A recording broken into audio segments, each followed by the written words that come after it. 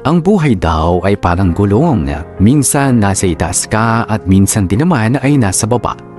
Pero parang sa kwento ng buhay ko, ay hindi mo masasabi na ganyan ang nangyayari dahil mula noon, parang nananatili lang ako sa baba. Itago mo na lamang ako sa pangalang Beth, 30 years old at isang certified raketera. Bata pa lamang ako ay kinakailangan ko ng magbanat ng buto kung gusto kong mabuhay. Sa murang edad kasi na 15 years old ay hinamon na ako ng buhay. Mula noon ay parang binagyo na ng malala ang buhay ko. Simula nang mamatay ang nanay ko. Hindi ako nakapagtapos kahit ng high school dahil sa biglang pagkamatay ni nanay. May sakit siya at simula noon ay iniwan na rin kami ng magaling kong tatay kaya kinonsidera ko na lamang na ulila na akong lubos noong namatay si mama. Wala rin akong masyadong alam tungkol sa ibang kamag-anak namin dahil sa side ni mama ay hindi na siya nakauwi ulit noong nagtanan sila ng tatay ko. At sa tatay ko naman, kinalimutan na rin nila kami. Wala talagang ibang tutulong sa akin ng mga panahon na yon kundi ang sarili ko lamang. Sa edad na 15 anyos, 15 years old, kinailangan kong maging matatag. Ang sakit, ang hirap, at kung saan-saan ako napadpad para makapagtrabaho. Nabenta ko na ang halos lahat ng gamit namin sa bahay para magkaroon lamang ako ng puhunan sa paglalako ng kung ano-ano. Noong nag-18 years old na ako, ay doon na ako nakapagsimulang makapagtrabaho talaga. Marami akong nasubukang hanap buhay. Mula sa pagiging crew ng fast food, naging sales lady din ako sa mall at hanggang sa naging waitress ako sa isang bar. Maayos-ayos naman ang buhay na meron ako dahil nasanay na ako. Pero meron pa rin puwang ang lungkot kapag naaalala ko ang dating buo kong pamilya. Pero wala eh. Naisip ko ito na ito na talaga yung klase ng buhay na meron ako. Kaya itutuloy ko na lang ang pagsusumikap para sa sarili ko. On guitars. Ang dami naman yata namin customers ngayong gabi Anong meron? Ay, teka, saan ko nga ba ibibigay tong order na to? Ayun, nakita ko na yung customer na yun kanina. Excuse me po, here's your order po. Salamat, miss. You're welcome po, sir. Sige po. Miss. Sir, may kulang po ba o mali dun sa dinala kong order sa table nyo? Wala naman. Hindi ko lang nahingi yung pangalan mo kanina. Bakit po? Para lang din personal kita mapasalamatan sa magandang serbisyo mo sa akin at sa mga kasama ko. Tsaka para na rin alam namin kung kanino kami magbibigay ng tip, diba? Ganun po ba, sir? Ako po si Beth. Beth. Ganda na pangalan mo Parang ikaw. Bagay na bagay sa'yo. Sir naman nambola pa kayo. Hindi yung pambabola. Totoo yun. Tsaka, wala ko tawagin sir. Rodel na lang, Rodel. Pero po Ayos kasi... lang yan. Ano ka ba? Yun. Okay, Rodel. Yan. Teka, anong oras yung tapos ng shift mo? Bakit? Wala lang. Gusto lang kitang makilala pa. Kaso, hindi pa pwede ngayon kasi may istorbo kita sa trabaho mo Mga 12:00 tapos na ako. Yun, sige, mamaya Sige. Sige na, baka na-istorbo na kita. Balik na rin muna ako sa mga kasama ko. Sige, kung may kailangan pa kayo, sabihan mo lang ako, Rodel Nandito lang naman ako banda. Buti na lang may alam kang masarap na lugawan dito banda, no? Ngayon lang din ako nakapunta dito Talaga? Tara na, order na tayo. Baka gutom ka na Boss! 2 lugaw nga. Beth, gusto mo ba na tokwa? Sige. Boss, 2 tokwa na rin. Tapos pahingin na lang din kami ng 2 baso ng tubig. Salamat Natakam ako dun sa lugaw Parang ngayon lang ulit ako makakakain nun. Talaga ba? Oo, wala kasing masarap na lugawan dun malapit sa amin Ay, boss, salamat. Thank you po. Ang sarap naman nito. Pampawi din ng pagod galing trabaho. Matagal ka ba na sa bar na yan? Hindi pa naman. Siguro mag-iisang taon pa lang. Bakit? Wala lang. Parang ngayon lang kasi kita nakita dun eh. Pero last year din, nagagawin na kami dun. Ah, baka natataon na kapag pumupunta kayo doon, day off ko. Pero taga dito ka na din talaga, banda. Sa ngayon, oo. Depende kasi sa magiging trabaho ko eh. Ha? Anong ibig sabihin? Mahilig kasi akong rumakit. Bata pa lang ako, raketera na ako. Ginagawa ko yun para mabuhay. Ah, ganun ba? Oo, maaga kasi akong naulila eh, kaya maagang kinailangan magbanat ng buto. Maaga akong namulat sa responsibilidad. Matatag ka palang klase ng babae, Bet. Galing mo ah. Salamat. Pero hindi ganun kadali ang lahat nung sobrang hirap kaya. Pero wala eh, nasanay na ako dun. Buti na lang, nakaraos naman ako sa araw-araw. Sarap talaga dito, no? Nagustuhan mo ba? Oo, panigurado, babalikan ko na to. Salamat sa pagdala sa akin rito ha. Ayun. Ano, tara na ba? Hatid na kita sa inyo. Para makapagpahinga ka na rin. Naku, nakakahiya na. Huwag mo na akong ihatid sa amin. Salamat na lang ha. Kaya ko naman kasi... Ay. Naku, hindi naman yata ako papayag na hayaan ka bumiyahe mag-isa. Lalo na ganito nakagabi. Naku ba, delikado sa daan. Lalo pa para sa mga babaeng katulad mo. Kaya mo na. Ako na maghahatid para alam ko rin litas ka makakawi. Nakakahiya naman eh. Pero, salamat Rodel ha. Sa klase ng buhay na meron ako ay wala akong panahon na sa manliligaw o kahit mag-entertain man lang ng mga lalaki. Alam yan ng iilang kaibigan ko. Kaya nagulat din ako sa sarili ko nang pinansin ko si Rodel noon. First time ko yung gawin dahil sa hinaba-haba ng panahon ay hindi talaga ako nag-entertain ng kahit na sino. Hindi ko alam kung anong meron kay Rodel at napapayag niya ako na maghintay siyang matapos ang shift ko ng gabing yun. Hindi lang natapos ang ugnayan naming dalawa doon, nakailang paglabas-labas pa kami hanggang sa nagpaalam siyang manliligaw na nga. Noong una ay nagdadalawang isip pa ako kasi hindi rin ako sanay sa mga ganitong bagay. Pero napapayag na rin ako. Inabot ng halos 1 taon ang ligawan hanggang sa naging kami na nga ni Rodel. Naging maayos rin ang aming relasyon at pagkatapos ng 1 taon ay nagdesisyon na rin kami na mag-live-in. Maganda, masaya at maayos naman ang aming naging pagsasama sa isang bubong. Hindi na rin ako nagtatrabaho sa bar. Sinubukan kong maging sales agent ng mga produkto sa tulong na rin ng isa kong kaibigan. Ay, kapagod naman sa trabaho ngayong araw. Hindi kasi ako nakakota kaagad kaya inabot ako ng gantong oras eh. Ay, makainom na nga muna ng tubig.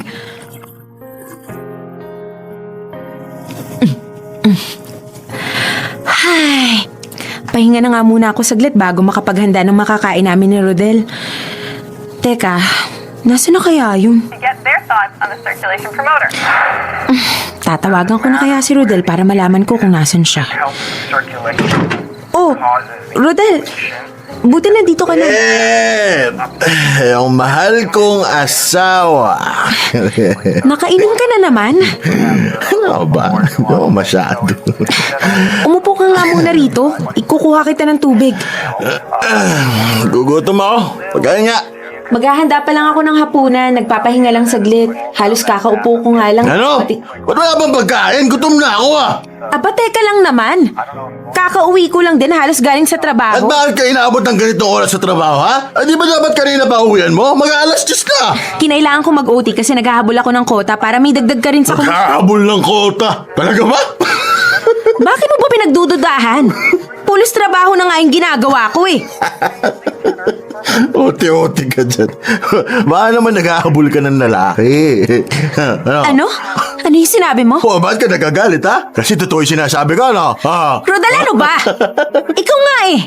Dumadalas yung pag-uwi mo dito ng lasing pero hindi naman kita pinagbibintangan ng kung ano-ano dyan. Aba, at may gana ka pang malumbat dyan, ha? Talaga ba? Bakit ha? Ako na nga tong nagpapakahirap na kumayad at kumita ng malaki dito sa ating dalawa. Ikaw pa tong may ganang pag-isipan ako ng kung ano-ano na wala namang basehan. Subukan mo kayang huwag magpakalasing ng 1 araw para mahimasmasan ka at makapag-isip ka ng tama. Hoy, Bet! Ano akala mo sa akin, ha? Batugan? Palamunin mo? Hoy! Dumidiskarte ako, no? Para sabihin ko sa'yo, sinisipagan ko maghanap ng magandang trabaho para sa atin. Kaso wala talaga tumatanggap sa akin, eh. Kaya ka nagpapakalasing dyan? Kaya nilulustay mo yung kinikita ko sa alak? Kaya puro barkada at inom, ha? Hindi mo nga magawang maglinis ng bahay, eh. Pagod na ako sa kakatrabaho. Hindi mo pa magawang tulungan ako dito. Pati ba naman dito sa bahay ako pa rin yung kikilos? Inibilang mo ba talaga yung ginagawa mo dito, ha? O, edi ikaw na magaling. Ano? Oh, ayan! Diyan ka magaling eh. Ang magalit at saktan na naman ako. Wala na akong ginawang tama para sa'yo. Dahil wala ka nang sinabing tama. Ayusin mo yung panalita mo, ha? Ay, Bet, sinasabi ko sa'yo, wala kang karapatan para maliitin. Wala ka nang ibang ginawang maganda dito. Umalis ka na. Lubayan mo na ako. Aalis talaga ako ngayon dahil wala kang kwenta kasama dito sa bahay na to. Buisit! Hindi ko alam kung ano ang nangyayari at naging ganoon si Rodel. Maayos at sweet naman siya sa akin noon. Pero simula nang nagkaroon siya ng mga kaibigan sa lugar namin at bumalik sa pag-inom, ay madalas niya na akong inaaway na nauuwi sa pagbubuhat niya ng kamay sa akin. Kinabukasan naman ay nagsusorry siya at maglalambing na naman. Noong una ay pilit ko pang iniintindi ang pakikitungo sa akin ni Rodel. Pero kinalaunan, nagising ako sa katotohanan na sumusobra na siya. Ilang beses niya na akong nasasaktan at minsan pa nga ay pinipilit ako nito na makipagsiping sa kanya kahit na umaayaw ako. Akala ko si Rodel na ang magiging sagot sa mga problema ko noon. Akala ko ang pagsama sa kanya ang tamang gawin. Pero nagkamali pala ako dahil parang si Rodel pa ang naging dagdag problema ko ngayon sa buhay ko.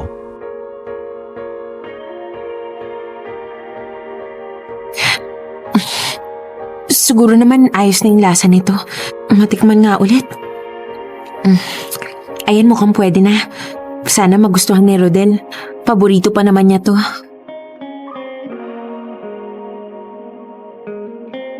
Bet! Ay, ito na. Dito sa kusina, Rodel. Baon yung adobo, ha? Ba't nagluto ka? Medyo na-miss ko to, ha? Himala. Kain na. Bet, anong meron na tagluto ka? Tsaka, parang ang aga mo yata nakauwi ngayon. Hindi mo kailangan mag-OT. Gusto ko sanang ipaghanda ka ng hapunan kasi unang araw mo ngayon sa bago mong trabaho eh. May pagka-sweet ka rin pala hanggang ngayon, eh, no? Kumusta naman ang bago mong trabaho? Ganun lang. Ayos, ganun pa rin. Pero mukha namang magtatagal ka dyan, di ba? Siguro, hindi ko alam. Bakit ba ganyan yung mga tanong mo? Unang araw ko pa lang naman, eh.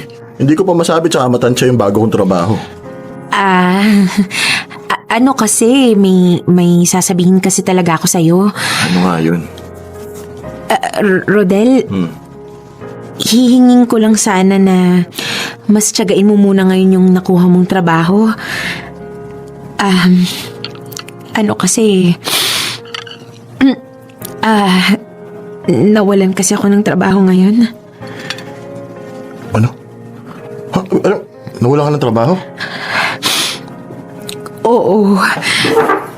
Natanggal Ano ba naman, Bet? Walang ka bata ka sa trabaho mo, tinanggal ka nila, ha? Hindi. Nadamay lang ako sa biglaan nilang kailangan nilang Pero magbawas hindi ka tatanggalin kung hindi ka tatanga-tanga. Diyos ko naman, Bet. Ano na gagawin natin, ha? Kakasimula ko lang sa bago kong trabaho. Ano, iaasa mo sa akin lahat ngayon? Parang dapat sa sarili mo yun sabihin at hindi sa akin. Ang tagal rin na puro ako yung gumagawa ng paraan para makakain tayo araw-araw. Aray! Aray, Rodel! Bitawan mo ako! Ano ba yung buhok ko? Hindi! Kailangan mo tikman mo yung galit ko, eh. Ha? Aray! Tama na! Ano ba? Nasasaktan ako! Saktan ka, ha? Dapat lang yan sa'yo! Hoy! Hoy, Bet! Kapalik ka dito, hoy!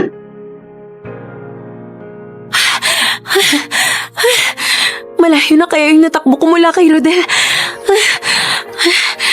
Saan na kaya ako pupunta nito? Saan ako magtatago? Ben! Lumabas ka dyan! Hindi pa tayo tapos! Nako, Hindi ako pwedeng masundan ni Rodel. Kailangan ko lang makapagtago. Kuya! Kuya, para sasakay ako! Saan tayo, miss? Kahit saan, kuya. Basta malayo lang ako dito.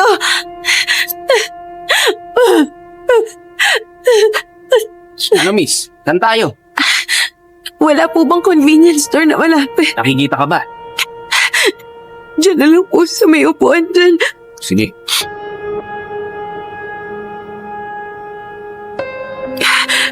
Saan kaya ako pupunta? Miss! Yung bayad mo! Naku, wala po akong nadalang pera sa sobrang panik ko eh. Kuya, sorry ah. Wala po talaga ako nadalang pera kasi tumakas na po ako sa asawa ko. Ano ka ba naman, miss? Kailangan mo magbayad. Kuya, parang awa mo na po. Tumakas lang po ako sa asawa ko kasi binubugbog po niya ako. Hoy, miss. Wala akong pakialam sa away niyong mag-asawa. Ang kailangan ko, yung bayad mo sa akin. Kuya, wala po talaga eh. Sarili lang din po yung dala ko. Sorry po, pasensya na. Hala ka nga dyan. Nasaan na ba ako? Hindi ko alam ang lugar na to eh. Ayun. May simbahan.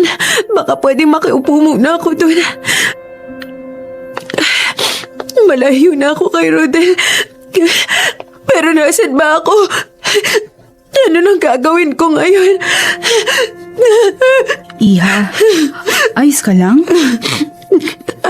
Opo. Parang may problema ka kasi, iyak ka ng iyak. Sigurado ka bang ayos ka lang? May pinagdadaanan lang po. Gusto mo bang pumasok muna?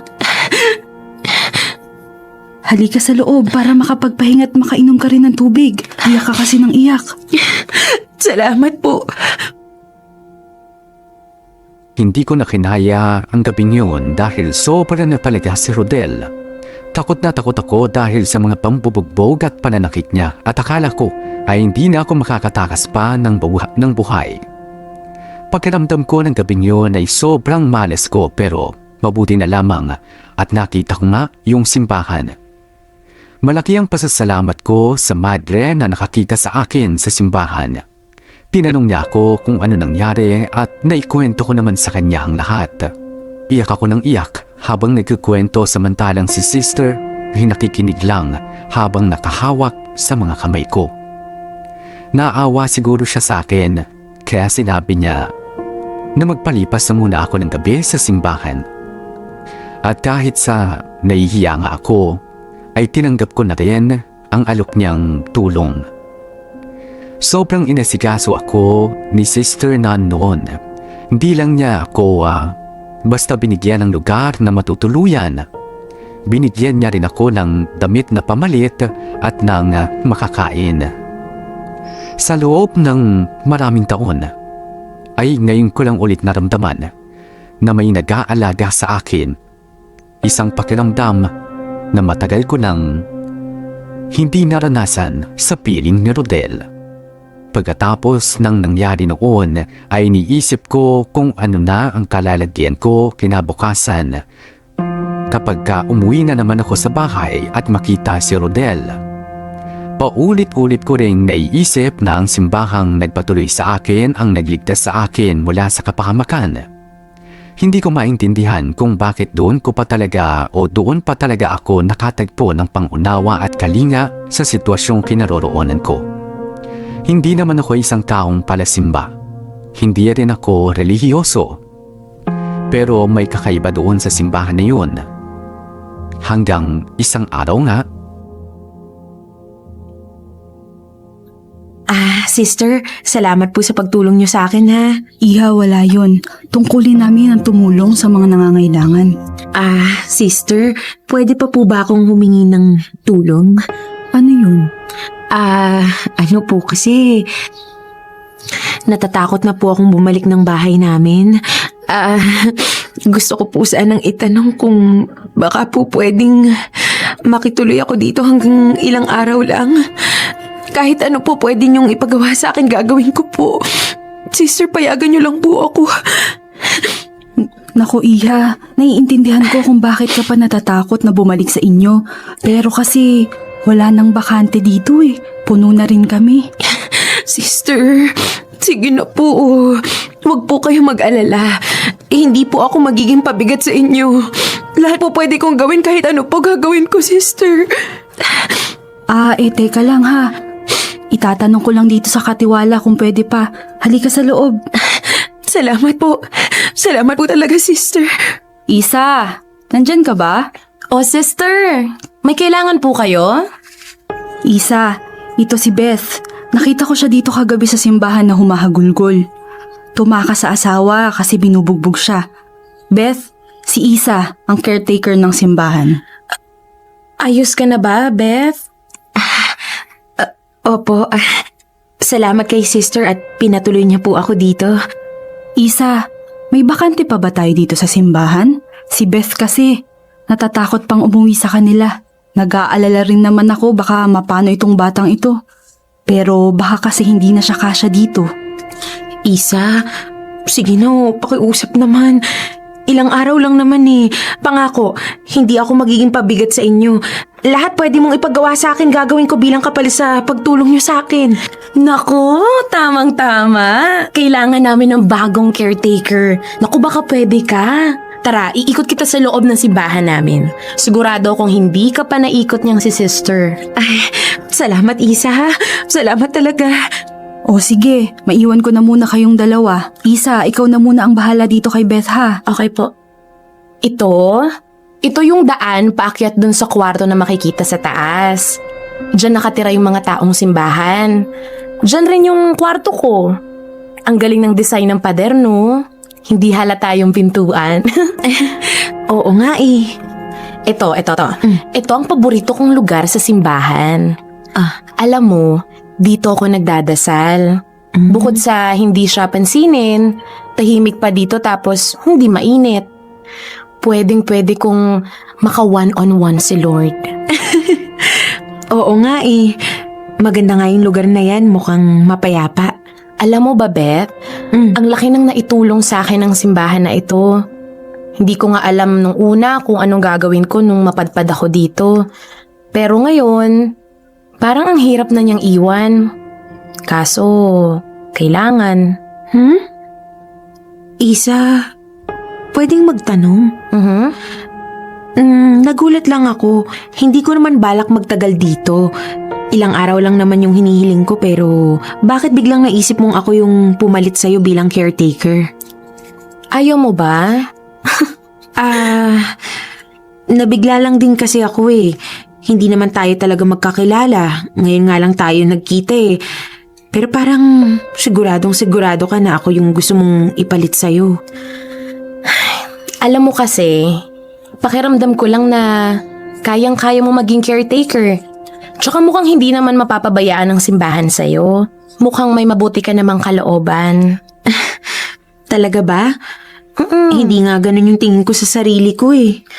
Tsaka, alam mo ba? Parang may bumubulong kasi sa akin na ikaw dapat ang pumalit sa akin dito. Hindi ko rin alam kung bakit pero parang nararamdaman ko na bagay ka dito. At matutulungan ka ng simbahan sa mga pinagdadaanan mo. Ganun ba?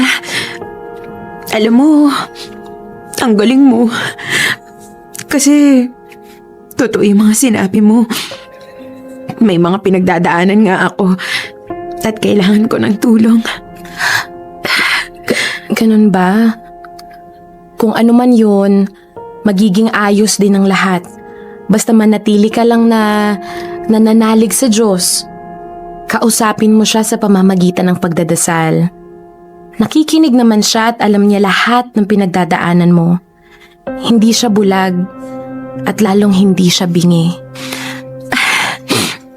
Sa totoo lang, wala talaga akong alam sa simbahan. Kahit nga sa Diyos mismo eh.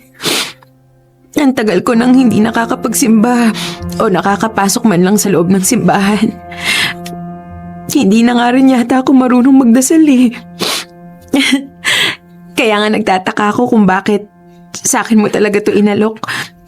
Bakit ako pa? Hindi ko rin naman alam kung dapat ko bang tanggapin yung inaalok mo. Beth, huwag kang mangamba. Alam kong naninibago ka pero maniwala ka sa akin.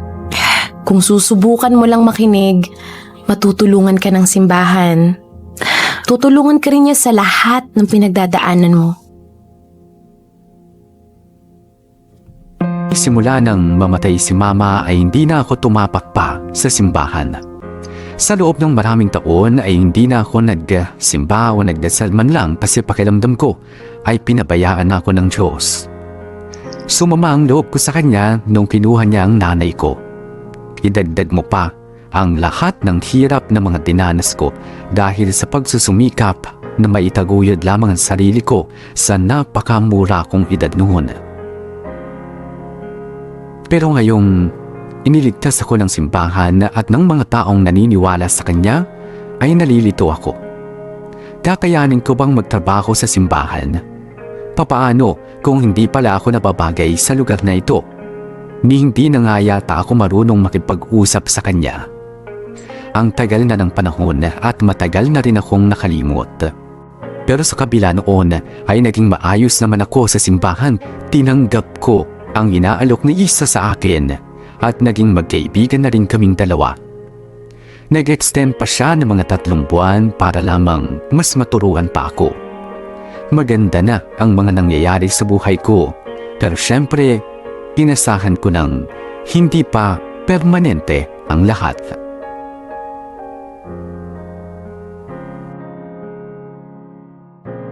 Makapagpahinga na nga muna saglit pagdating ng simbahan.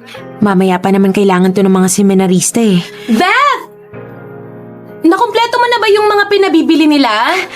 Isa, oo. Teka, kailangan mo ba ng tulong dito na magwalis sa labas ng simbahan? Sige, please. May walis doon sa gilid, pakikuha na lang. Ano nga ulit yung mga kailangan kong ihanda ngayon? Beth, Rodel? Beth, sandali lang. Beth, gusto kita makausap. Beth! Anong ginagawa mo rito? Bakit nandito ka ulit, ha? Tigilan mo na nga ako, Rodel. Beth, bumalik ka na sa akin. Patawarin mo na ako. Beth, hindi ko kaya na wala ka. Ayos ka lang, Rodel, ha? Talaga bang naririnig mo yung sinasabi mo? Beth, hindi ko kayang wala ka. Kailangan kita sa buhay ko. Miss na kita. Rodel, utang na loob. Tigilan mo na nga ako. Lumayo ka na, umalis ka na dito. Beth, please. Please, pakinggan mo naman ako, Beth. Tumayo ka nga dyan. Hindi mo ako madadaan sa paluhod-luhod mo dyan. At nagmamakaawa ka pa. Beth, sige na. Mag-usap naman tayo, please. Beth. Bakit, ha? Nung ako ba'y nagmamakaawa na tigilan mo na yung pananakit sa akin, pinakinggan mo ba ako, ha? Naawa ka ba sa akin? Kaya nga ako nandito para humingi ng tawad. At patunayan sa'yo, nagbago na ako para sa'yo, Beth. Nagbago? Huwag kang magpatawa. Isa pa, hindi ako magtitiwala sa'yo. Sobra na yung binigay ko sa'yo noon. Rodel, tama na. Kalimutan mo na ako. Huwag mo na akong guluhin. Nagbabagong buhay na rin ako. Nagmo-move on. Dapat ganun lang din yung gawin mo. Move on. Nagbabagong buhay. Paano? Anong ginagawa mo? Wala ka na Kaya doon. ka ba nasa simbahan, ha? Para sa sinasabi mong pagbabago? O paano ka nagbago? Sige nga. Paano mo nalaman na nasa simbahan ako ngayon? Wala ka na doon. Beth, pasimba-simbahan ka pa dyan? Akala mo makakatulong sa'yo yan? Eh wala ka naman nakakaluluwa eh. Hoy, Rodel. Huwag mo nga akong igaya sa'yo. Pero hindi ako nagpapanggap na maging mabait at pasanto-santo, hindi katulad mo. Akala mo ba magbabago kapag nasa simbahan ka na? Beth, hindi ka pa nahihiya sa mga kasama mo doon? Sa mga pari na nakakasama mo, sa mga madre? Abay, matindi ka talaga. Mas matindi ka, Rodel. Pupuntahan mo ako para piliting sumama sa'yo ulit? Sa impyerno mo? Tapos nung hindi mo ako mapilit, gagawin mo, lalaitin mo ako at kung ano-ano pa yung iaakusa mo sa akin, mahiya ka naman! At ako pa talaga sasabihan mo na mahiya.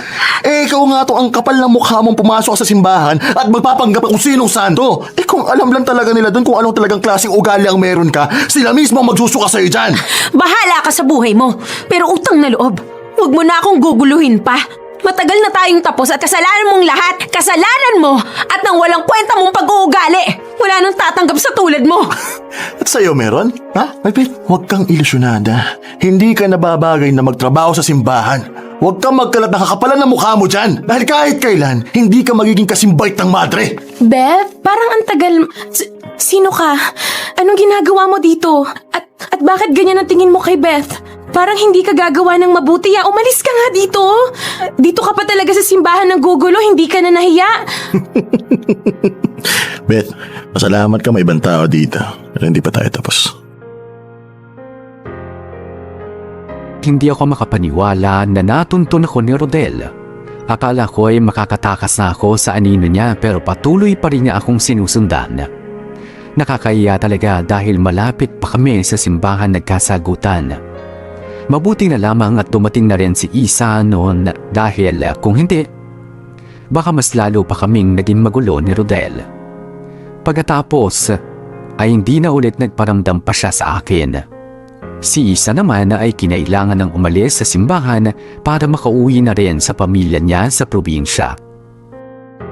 Ako na lamang mag-isa sa simbahan. Sa totoo lang, ay malaki ang kaba ko noong iwanan na sa akin ni Isa ang pangangalaga sa simbahan. May mga pagkakataon na nangangapa pa rin ako, pero mas nangangapa ako sa pananampalataya. Mukhang natagpuan ko na ito pero ayoko lang tanggapin talaga sa sarili ko. Pinipilit kong aralin ang mga katuruan sa simbahan pero parang wala na yata akong pag-asa pa.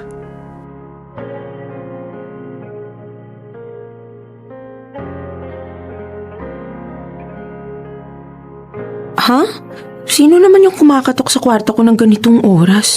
Oras na ng pahinga ko Sandali lang! Isa? Oh, napadalaw ka. Beth! Nakakamiss naman ang kwartong to. In fairness, Beth ha? Ang ganda ng pagkakaayos mo dito. Salamat. Buti napadaan ka dito. Ang totoo niyan, may naiwan kasi pala akong damit dito. Talaga ba? Gusto mo ba hanapin ko para sa'yo? Saan ba banda? Hindi, hayaan mo na. Mamaya na yun. Magkwentuhan muna tayo. Oh, kumusta ka naman dito? Medyo matagal ka na rin Madami na bang nagbago dito? Parang wala namang nagbago dito masyado Pero si June, ayun, malapit nang maging pare. Talaga ba? Deserve naman niya. Mabait yung batang yun. Oo nga masipag din at saka matulungin. Pero ikaw kasi ang gusto kong malaman kung kumusta na. Hindi mo pa nasagot yung tanong ko. Hindi ka naman ba nahirapang mag-adjust dito, Beth? Alam mo, Isa, hindi ko nga rin alam Ha? Ano ibig mo sabihin? Kasi, nagigilty ako. Ano? Ano bang sinasabi mo? May nagawa ka bang hindi dapat? Hindi naman. Oh. Pero alam mo yun, pakiramdam ko, hindi talaga ako dapat nasa simbahan na to Hala? Bakit naman? Ewan ko ba? Sinusubukan ko naman pero bakit ganun? Bakit parang hindi ko pa rin maramdaman yung tunay na naglilingkod ako sa Diyos? Parang pabigat nga lang ako dito sa simbahan nakakahiya na. Huy! Huwag mong iisipin yan. Alam mo, normal lang yan. Talaga ba? Paano namang normal? Ilang buwan na nga ako dito pero parang wala namang tumatalab sa akin ng mga misa ni Father Nestor. Alam mo, ganyan din ako noon. Lalong-lalo na nung bago pa lang ako. Ay naku, kung alam mo lang. Hindi ako nag-a-agree sa lahat ng sinasabi ni Father tuwing misa. Kinokontra ko sarili ko pero kalaunan, lumambot rin ang puso ko. Paano mo nagawa yun? Hinayaan ko lang ang sarili ko. Tapos, inamin ko na rin sa sarili ko na may mali. Na may ganito akong nararamdaman. Na kailangan ko ng tulong. Tapos, sinimulan ko sa pagdadasal. Effective ba talagang magdasal? Oo naman Nakakagaan din ng loob kasi nasasabi mo lahat ng saloobin mo sa Kanya. Pwede mong sabihin ng lahat sa Diyos. Lahat ng nararamdaman mong lungkot, sakit, galit. Pwede mo yang isumbong sa Kanya. Hindi ka niya huhusgahan. Pakikinggan ka pa niya. Sana matutunan ko rin yan. Oo, kaya yan. Kayang-kaya mo yan. Dadating ka rin sa oras at pagkakataon na mararamdaman at makikita mo ang lahat. Ang pagmamahal at kabutihan ng Diyos para sa'yo. Magiging malinaw rin yan sa'yo sa susunod. Ang dapat mong gawin, parati mong ihanda ang sarili mo para sa Kanya. Isa, salamat ha. Kasi nakilala kita. Kung hindi dahil sa'yo, baka lalo nang walang direksyon yung buhay ko ngayon. Oh, ano ka ba? Huwag ka sa akin magpasalamat. Sa Diyos. Kasi hindi aksidente ang lahat. Mukhang nasa plano niya na magkakilala tayong dalawa para parehas nating makilala siya ng mas mabuti at mas malalim pa. Pasok! Oh, Beth. Napadalaw ka sa opisina ko. May problema ba? Wala naman po, Father. Gusto ko lang pong sabihin sa inyo. Maupo ka, Iha. Ano yun, Beth? Father, magpapaalam na po sana ako sa inyo bilang caretaker ng simbahan. Bakit? May problema ba? Hindi mo ba gusto dito? Ay, hindi naman po, pero parang hindi po ako nararapat na nandito eh. Masaya ka ba dito sa simbahan? Po? Bakit niyo po naitanong? Alam mo, ramdam ko sa'yo na may mga pinagdadaanan ka noon pa man pero patuloy ka lang na lumalaban. Po, naramdaman niyo po yun? Alam mo kasi, Beth, medyo madali lang naman basahin ng tao eh. Sa kaso mo, ramdam ko at nakikita ko ang mga pilit mong ngiti. Parang may kulang sa'yo. Nararamdaman mo ba yon? Sa totoo lang, Father, opo. Hindi ko lang po alam kung ano yung kulang sa akin eh. Dahil po dun kaya sa nasabi ko na parang hindi ako nararapat dito sa simbahan. Kasi parang hindi po ako nagiging totoo sa sarili ko. Bakit mo nararamdaman na parang may kulang sa'yo? Siguro po dahil dun sa mga pinagdaanan ko noon. Father, bata pa lang po kasi ako. Parang binagyo na po yung buhay ko eh. Oh, pwede mo bang ikwento sa akin kung bakit? Pero ayos lang naman kung hindi ka pa handa. Maaga po kasi akong naulila, Father. Sa edad na 15, kinailangan ko na pong maging matatag at maparaan para mabuhay ang sarili ko. Maaga po kasing namatay ang nanay ko tapos ang tatay ko naman, iniwan lang kami basta nung nagsimula nang magkasakit si nanay. Ganun ba? Opo, Father. Simula po noon, kung ano-ano na pong trabaho yung pinasok ko para lang makakain sa araw-araw. Hindi na rin po ako nakapagtapos sa pag-aaral ko. Tapos, ilang beses na rin po akong naloko sa trabaho kasi bata pa po ako at walang alam sa mundo. Hanggang sa natuto na ako. Naging mahirap na ang sitwasyon mo, Iha. Opo, Father. Sobra pong hirap. Madalas po akong napapalaya sa mga tinutuluyan ko kasi naaabutan po ako parati ng bill pero wala naman po akong pambayad. May mga araw po na gusto ko na lang po mamatay. Ako, Iha. Buti na lang hindi mo yung ginawa. Huwag na huwag mo yung gagawin. Masarap ang mabuhay. Buti na nga lang po hindi ko ginawa, Father. Marami pong naituro sa akin ang buhay. Kahit na hirap po akong mabuhay noon. Sa bawat pagsubok na pinagdadaanan natin, tandaan mo, hindi yan ibibigay ng Diyos kung alam niyang hindi mo kayang malagpasan yan. Gusto ka niyang patatagin. Saka parati mong tandaan, magpakatatag ka sa Diyos parati. Huwag mong kalimutang magdasal at manalig sa Kanya. Ang laki ng naitutulong nun sa tao. Father, salamat po. Tatandaan ko po lahat ng yan. Hindi naman porket may kulang sa'yo hindi ka na pwede sa simbahan. Hindi ka rin namang naming hinuhusgahan at pinapaalis dahil sa nakaraan mo. Dahil ganun din ang Diyos. Hindi ka niya pababayaan dahil lang sa nakaraan mo. Ang mahalaga sa Kanya, ang kagustuhan mong magbago at makilala Siya. Ganun po ba? Oo, kaya hindi mo kailangang umalis dito, Beth. Kung may tanong ka tungkol sa Kanya, nandito lang ako para gumabay. Pwede mo akong kausapin kahit anong oras. Father, salamat po. Isang malaking biyaya sa buhay ko yung simbahang to. Tatanawin ko po talagang isang malaking utang na loob. Niligtas po ako ng simbahan na to kaya sobra po akong nagpapasalamat rito sa inyo at sa lahat ng tao dito sa simbahan.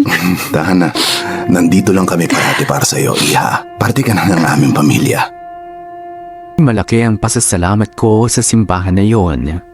Kung hindi dahil sa simbahan, ay hindi ako makakatakas sa impyernong buhay kasama si Rodel. Isa pa ay malaking tulong rin ang mga naging kaibigan at kasama ko sa bahay-sambahan, lalo na si Isa at si Father Nestor. Paunti-unti ay naintindihan ko na rin ang mga turo sa Biblia. Natututo na rin akong magdasal at naging active na rin ako tuwing may mga serbisyo sa simbahan. Pero higit sa lahat ay nakita ko na ulit ang sarili ko. Nakilala ko na ulit yung tunay na Beth. Natutunan ko na ulit pahalagahan at mahalin ang sarili ko. Sa pagkakataong ito ay hindi ako malulungkot na mag-isa lang ako. Kasi minsan, sa pag-iisa mo pa nga mararamdaman ang tunay na saya na hinahanap mo.